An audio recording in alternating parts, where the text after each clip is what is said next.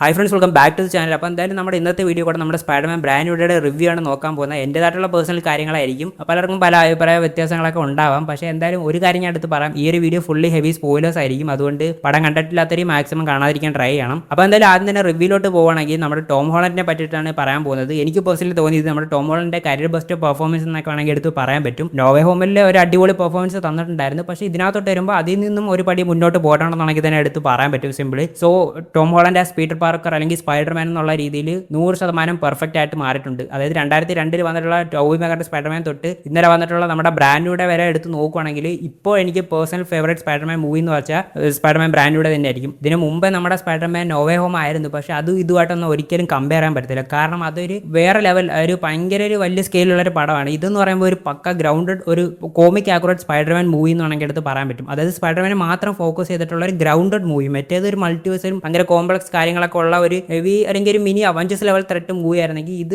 വരുമ്പോഴത്തേക്ക് സ്പൈഡർമാൻ്റെതായിട്ടുള്ള കുറച്ച് പേഴ്സണൽ കാര്യങ്ങളും അതിനകത്തുണ്ടാകുന്ന പല പ്രശ്നങ്ങളൊക്കെയാണ് ഈ ഒരു മൂവിക്കകത്തൂടെ മെയിൻലി ഒരു കാണിച്ചു പോയിക്കൊണ്ടിരിക്കുന്നത്. അതായത് നമ്മുടെ സ്പൈഡർമാൻ്റെ ഒരു ഇമോഷൻസ് അല്ലെങ്കിൽ പീറ്റർ പാർക്കറിൻ്റെ ഒരു സൈഡിലുള്ള ഒരു ഡാർക്ക് സൈഡായിട്ടുള്ള ഒരു ഇമോഷൻസ് ഒക്കെ ഉണ്ടല്ലോ. അതായത് ആ ഒരു കഴിഞ്ഞ നടന്നിട്ടുള്ള ഒരു ട്രാജഡിയും കാര്യങ്ങളൊക്കെ ഈ ഒരു ക്യാരക്ടറിനകത്ത് എങ്ങനെ ഇമ്പാക്ട് ചെയ്യുന്നുണ്ട്, എങ്ങനെ അഫക്ട് ചെയ്യുന്നുണ്ടെന്നുള്ള കാര്യങ്ങളെല്ലാം ഈ ഒരു പടത്തിനകത്ത് ഭയങ്കരമായിട്ട്, അതായത് സ്പൈഡർമാൻ എന്നുള്ള ക്യാരക്ടറിൻ്റെ ഒരു എസെൻസ് നിങ്ങൾക്ക് അറിയെങ്കിൽ, അതെങ്കിൽ അങ്ങനെ ഒരു ഫാൻ ആണെങ്കിൽ നിങ്ങൾക്ക് ഒരു പടം ഭയങ്കര ഇമോഷണലി നല്ല രീതിയിൽ കണക്ട് ആവാൻ നല്ല സാധ്യത കാണുന്നുണ്ട്. പിന്നീട് നമ്മുടെ MJയുടെ നെഡിൻ്റെയും കാര്യങ്ങളൊക്കെ പറയണമെങ്കിൽ ഇവർ സ്ക്രീൻ ടൈം ഒക്കെ കുറവാണെങ്കിലും ഇതിന് മുമ്പ് അവർ എങ്ങനെ ആയിരുന്നോ അതേപോലുള്ള ഒരു ഇമ്പോർട്ടൻസ് ഈ ഒരു പടത്തിനകത്ത് അവർ കൊണ്ടുവന്നിട്ടുണ്ട്. പക്ഷേ അത് വേറൊരു ടോൺ, വേറൊരു സൈഡിൽ കൂടെ ആണെന്ന് മാത്രമേ എടുത്ത് പറയാൻ പറ്റൂ. അതായത് മുമ്പ് സ്പൈഡർമാൻ്റെ ബെസ്റ്റ് ഫ്രണ്ടും അല്ലെങ്കിൽ ഒരു ഗേൾ ഫ്രണ്ടൊക്കെ ആയിരുന്നെങ്കിൽ ഇതിനകത്ത് അങ്ങനെ അല്ലെന്നുള്ള കാര്യം നമുക്ക് എല്ലാവർക്കും അറിയാം. അപ്പം ആ ഒരു വശത്തൂടെ സ്പൈഡർമാൻ അവരെ എത്രത്തോളം ഇപ്പോഴും ഇമ്പോർട്ടൻസ് ആണെന്നുള്ള കാര്യങ്ങളൊക്കെ വേറെ ഒരു ടോണിൽ കൂടെ തന്നെ നമ്മുടെ ഡസ്റ്റിൻ ഡാനിയൽ ക്രിസ്റ്റനകത്ത് എടുത്ത് കാണിച്ചു തന്നിട്ടുണ്ട്. അത് കിടിലം തന്നെയാണ്. പിന്നീട് നമ്മുടെ ആൻമേ മരിച്ചു പോയിട്ടുള്ള കാര്യങ്ങളൊക്കെ നമുക്കറിയാം. പക്ഷേ ഇതിനകത്ത് ആ ഒരു ക്യാരക്ടറിനും നല്ലൊരു ഇമ്പോർട്ടൻസ് കൊണ്ടുവന്നിട്ടുണ്ട്. അത് പടം കണ്ടിട്ടുള്ളവർക്ക് അറിയാം. അതിനുശേഷം എടുത്ത് പറയേണ്ടത് ഈ ഒരു പടത്തിന്റെ ആക്ഷൻ സീക്വൻസ് ആണ്. അതായത് നമ്മുടെ ടോം ഹോളണ്ട് സ്പൈഡർമാനെ ഇതുവരെ കിട്ടാത്ത പല ആക്ഷൻ സീക്വൻസ് ഈ ഒരു പടത്തിൽ കിട്ടിയിട്ടുണ്ട്. അതായത് സിംഗിങ്ങിന്റെ കാര്യം പോലും അങ്ങനെ ഒരു കിടിലൻ സിംഗിങ് നമ്മുടെ ടോം ഹോളണ്ടിന് ഇതുവരെ കിട്ടിയിട്ടില്ല. അപ്പം ആ ഒരു സംഭവം, ആ ഒരു പരാതിയും ഇവിടെ ഫിക്സ് ചെയ്തിട്ടുണ്ട്. അടിപൊളി കുറേ ഷോട്ട്സുകളും അതേപോലെ തന്നെ കിടിലും ആക്ഷൻ സീക്വൻസ് എല്ലാം നമ്മുടെ ടോം ഹോളണ്ട് സ്പൈഡർമാൻ ഈ ഒരു പടത്തിനകത്ത് കാണിക്കുന്നുണ്ട്. അതിന്റെ ഒരു ക്വാളിറ്റി നമുക്ക് ഈ ഒരു പടത്തിൽ കാണാൻ പറ്റും. അതുകൊണ്ട് തന്നെയാണ് എല്ലാവരും എടുത്ത് പറയുന്നത് ഇതിനകത്ത് ആക്ഷൻ സീക്വൻസ് അടിപൊളിയായിരുന്നെങ്കിൽ എടുത്ത് പറയാൻ പറ്റും. MCയുടെ തന്നെ സ്പൈഡർമാൻ MCയിൽ ചെയ്തിട്ടുള്ള ആക്ഷൻ സീക്വൻസിൽ ബെസ്റ്റ് കുറേ സീക്വൻസ് നമുക്ക് ഈ ഒരു പടത്തിൽ തന്നെ കാണാൻ പറ്റും. പിന്നീട് ഡസ്റ്റിൻ ഡാനിയൽ ക്രിസ്റ്റൻ ഇതിന്റെ ഡയറക്ഷൻ എന്ന് വെച്ചാൽ വേറെ ലെവൽ ഡയറക്ഷൻ. ഇതിനു മുമ്പ് ജോൺ വാട്സി ഒരു ക്യാരക്ടറിനെ ആ ഒരു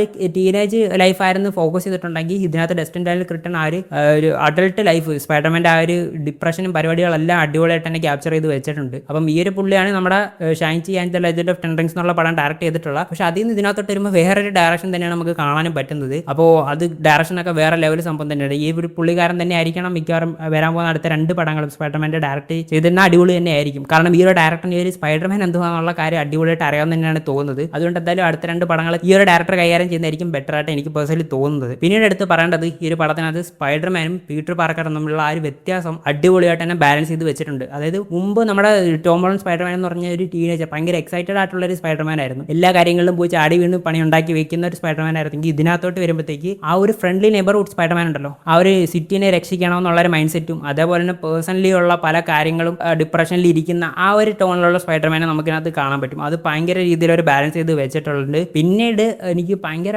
അടിപൊളിയായിട്ട് തോന്നിയത് നമ്മുടെ പണിഷറും സ്പൈഡർമാനും തമ്മിലുള്ള ഒരു കോംബോ തന്നെയാണ്. അപ്പം അത് ഞാൻ ഒട്ടും എക്സ്പെക്ട് ചെയ്തില്ല ഇത്ര അടിപൊളിയായിട്ട് വർക്ക് ആവുമെന്ന്. പക്ഷെ അത് കിടിലൻ തന്നെയായിരുന്നു. അപ്പം അതിനെപ്പറ്റി ഞാൻ കൂടുതൽ പറയുന്നില്ല. പണിഷറിന്റെ ആ ഒരു ടോൺ നമുക്കറിയാമല്ലോ. പക്ഷെ ഇതിനകത്തോട്ട് വരുമ്പോൾ ഇച്ചിരി ടോൺ ഡൗൺ ചെയ്ത് ഫണ്ണി മോഡിലോട്ട് ആക്കിയെങ്കിലും അത് എനിക്ക് വലിയ പ്രശ്നമായിട്ടൊന്നും തോന്നിയിട്ടില്ല. അടിപൊളി തന്നെയായിരുന്നു. പടത്തിന്റെ എൻഡിങ് വരെ നമ്മുടെ പണിഷർ ഈ ഒരു പടത്തിനകത്തുണ്ട്. അതുകൊണ്ട് നമുക്ക് പണിഷറിനെ ഇഷ്ടമുള്ളവർക്ക് ആ ഒരു കിടിലം ഒരു സംഭവം തന്നെയായിരിക്കും നമുക്ക് ഈ ഒരു പടത്തിൽ കൂടെ കിട്ടുന്നത്. പിന്നീട് നമ്മുടെ ഹൾക്കിന്റെ സീൻ, നമ്മുടെ മാർക്ക് റഫലോന്റെ ബ്രൂസ് ബാനർ ഈ ഒരു പടത്തിനകത്തുണ്ടെങ്കിലും ഹൾക്ക് ഇതിനകത്തൊരു വലിയ ആക്ഷൻ സീക്വൻസിൽ വരുന്നുണ്ട്. പക്ഷേ ആ ഒരു സംഭവം ഒരു ട്രെയിലറിൽ തന്നെ മൊത്തത്തിൽ ഏകദേശം കാണിച്ചിട്ടുണ്ടെന്നാണെങ്കിൽ എടുത്ത് പറയാൻ പറ്റും. അപ്പം ആ ഒരു ഫൈറ്റും പരിപാടികളൊക്കെ അടിപൊളി തന്നെയായിരുന്നു. അതേപോലെ തന്നെ നമ്മുടെ പഴയ സാവേജ് ഹൾക്കും തിരിച്ചു വന്നിട്ടുണ്ട്. അതുകൊണ്ട് ഒരു വലിയ സമാധാനമുണ്ട്. എന്തായാലും ഹൾക്കിൻ്റെ സീക്വൻസ് പെട്ടെന്ന് തീർന്നു പോലെ തോന്നി. എന്തായാലും ഇനി വരുന്ന പടങ്ങളിലത്തെ സാവേജുകൾക്ക് വരുന്നുള്ള കാര്യം ഇവിടെ അവർ ജസ്റ്റ് നമ്മളെ ഓർമ്മിപ്പിച്ച് വെച്ചിട്ടുള്ളത് മാത്രമാണ് നമുക്ക് ഇതിൽ കൂടെ കാണാനും പറ്റുന്നത്. പിന്നീട് പറയേണ്ടത് നമ്മുടെ സൈഡ് സിംഗിൻ്റെ ക്യാരക്ടറാണ്.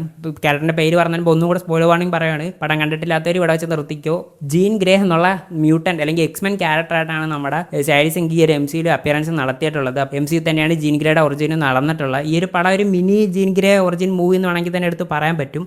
ആദ്യം വില്ലത്തിയായിട്ടാണ് ഈ ഒരു പടത്തിൽ വരുന്നതെങ്കിലും ഇനി വരുന്ന പടങ്ങളിൽ വില്ലത്തി ആവാനുള്ള സാധ്യത ഭയങ്കര കുറവ് തന്നെയാണ്. ടോം ഹോളണ്ട് അല്ലെങ്കിൽ നമ്മുടെ പീറ്റർ പാർക്കറുമായിട്ടുള്ള ആ ഒരു കോംബോ സാഡി സിംഗിന്റെ ആ ഒരു ഫൈനൽ ക്ലൈമാക്സ് സീനിലോട്ടൊക്കെ വരുമ്പോൾ കിടില ഒന്നിനൊന്നിനും വെച്ചാണ് രണ്ടുപേരും അഭിനയിച്ച് തകർക്കുവാന്നാണെങ്കിൽ എടുത്ത് പറയാൻ പറ്റും. പക്ഷേ സാഡി സിംഗ് ജീങ്കരായിട്ട് വന്നതിൽ പേഴ്സണലി ഞാൻ ഭയങ്കര ഹാപ്പിയാണ്. എന്തായാലും ഇനി വരുന്ന പടങ്ങളെല്ലാം നമുക്ക് ഈ ഒരു ആക്ട്രസിനെ കാണാൻ പറ്റും. കിടിലൊരു പെർഫോമൻസ് ആയിരിക്കും ഇനി നമുക്ക് ഫ്യൂച്ചറിൽ കിട്ടാൻ പോകുന്നത്. എന്തായാലും നമുക്ക് വെയിറ്റ് ചെയ്തിരിക്കാം. ഈ ഒരു ജീൻഗ്ര എന്താണെന്ന് അറിയാത്തവർക്ക് വേണ്ടി ജീൻഗ്രയുടെ ഒരു ഫുൾ ഒറിജിനൽ വീഡിയോസും കാര്യങ്ങളൊക്കെ നമ്മുടെ ചാനലിൽ ഇട്ടിട്ടുണ്ട്. കണ്ടിട്ടില്ലാത്തതുണ്ടെങ്കിൽ ജസ്റ്റ് ചെക്ക് ചെയ്ത് നോക്കിയാൽ മതി. ഇനി ക്ലൈമാക്സ് സീനിനകത്തോട്ട് വരുവാണെങ്കിൽ നമ്മൾ പല റൂമേഴ്സിനകത്തും സ്പൈഡർമാൻ്റെ ഡെത്തും പരിപാടികളെല്ലാം കേട്ട് പല റൂമേഴ്സും കേട്ടിട്ടാണ് ഈ ഒരു പടം കാണാൻ പോയത്. അപ്പോൾ കണ്ട് അവസാനത്തോട്ട് എത്തിയപ്പോഴത്തേക്ക് ഞാൻ ചെറുതായിട്ട് പേടിച്ച്. ഭാഗ്യത്തിന് സ്പൈഡർമാന് ജീവൻ അപകടമൊന്നും ഇതുവരെ പറ്റിയിട്ടില്ല. ആള് ഓൾമോസ്റ്റ് ഡെഡ് പൊസിഷൻ വരെ പോയിട്ടുണ്ട്, പിന്നീട് തിരിച്ച് വന്നിട്ടുണ്ട്. അത് ഏറ്റവും വലിയ ആശ്വാസം എന്നാണെങ്കിൽ എടുത്ത് പറയാൻ പറ്റും. പിന്നീട് ഈ പടത്തിന്റെ പോസ്റ്റ് ക്രെഡിറ്റ് സീനിലോട്ട് വരുവാണെങ്കിൽ പോസ്റ്റ് ക്രെഡിറ്റ് സീൻ ഈ ഒരു പടത്തിന് ഇല്ല, കൊടുത്തിട്ടില്ല. പക്ഷേ ആ ലാസ്റ്റ് ചെറിയൊരു മിനി ആനിമേഷൻ പോലത്തെ ഒരു സംഭവം കാണിക്കുന്നുണ്ട്. പക്ഷെ ആ ഒരു സംഭവം വളരെ ഇമ്പോർട്ടൻസ് ആയിട്ടുള്ള ഒരു സാധനം തന്നെയാണ് കാണിച്ചിട്ടുള്ളത്. അതെന്തുവാണെന്നൊക്കെ നമുക്ക് വേറൊരു വീഡിയോ പറയാം. അതെന്തായാലും നമ്മുടെ സ്പൈഡർമാൻ ഡൂംസ്ഡേ ആയിട്ടോ അല്ലെങ്കിൽ സീക്രട്ട് വാർസോ ആയിട്ടോ കണക്ഷനുള്ള ഒരു സംഭവം തന്നെയാണ് കാണിച്ചിട്ടുള്ളത്.